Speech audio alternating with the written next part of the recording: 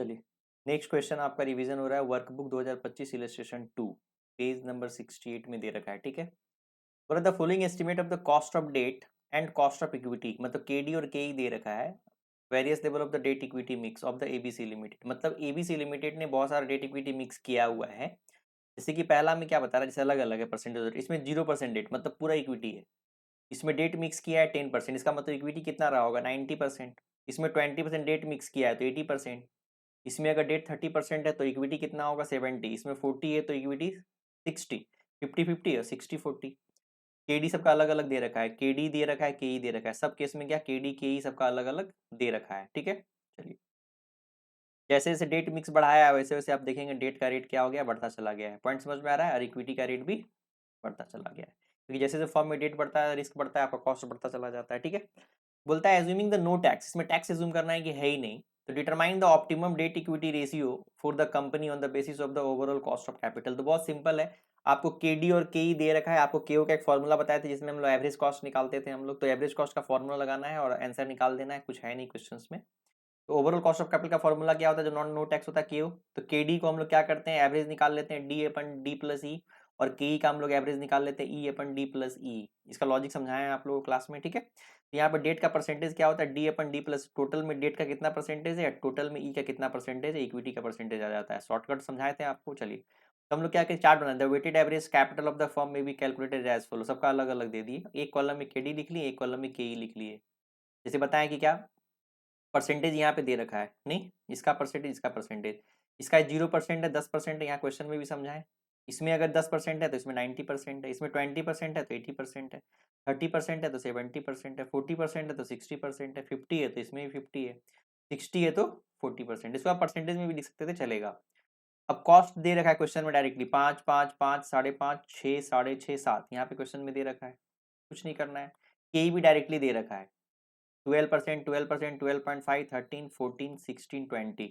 तो सिंपल क्या करना है, आपको मल्टीप्लाई करके निकाल लेना है। ठीक है, तो 0 को मल्टीप्लाई करेंगे इससे और प्लस करेंगे, इसको मल्टीप्लाई करेंगे इससे, तो ये 0 हो जाएगा, और ये 12 को मल्टीप्लाई करेंगे तो 12%। सबको उसी तरह से करेंगे, जैसे मतलब है ना, इसका क्या है 5% है, एक इसका 10% से मल्टीप्लाई करेंगे, और इसका 90% को 12% से मल्टीप्लाई करेंगे। ठीक है, और जो टोटल आएगा यहाँ पे 11.30% आएगा।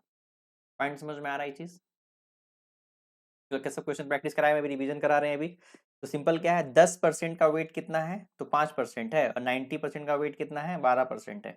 तो 10% का एक बार कैलकुलेटर देख लीजिए, तो आप लोग क्या करेंगे 10% का मतलब 0.10 का 50% लेंगे, 5% लेंगे। ठीक है, उसके बाद क्या करेंगे आप लोग 12 का 90% का 12% लेंगे, तो कितना आंसर आ जाएगा आपका 11.3। ठीक है, उसी तरह यहाँ पे क्या करेंगे 20% का वेट कितना है आपका, मतलब केडी 5 रुपए का रेट है, 20% है तो 20%, इसका जो वेट है 20% है, और जो इसका जो वेट है कितना परसेंट है 80% है। तो इसका 5 का 20% निकाल लीजिए और 12.5% का 8% निकाल लीजिए, आपका आंसर इतना आ जाएगा। ठीक है, फिर क्या करेंगे 5.5 का वेट कितना है 30% है, और 13 का वेट कितना है आपका 70% है, मल्टीप्लाई करके प्लस कर देंगे आंसर आ जाएगा।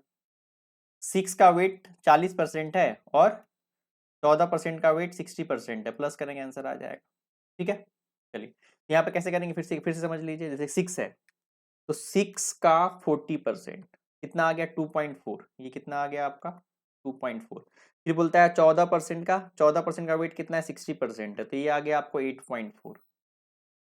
दोनों को जोड़ेंगे 8.4 और 2.4 तो प्लस 2.4, तो क्या आ जाएगा आपका 10.8। पॉइंट समझ में आ रहा है? ऐसे करके निकाल लेंगे सबका।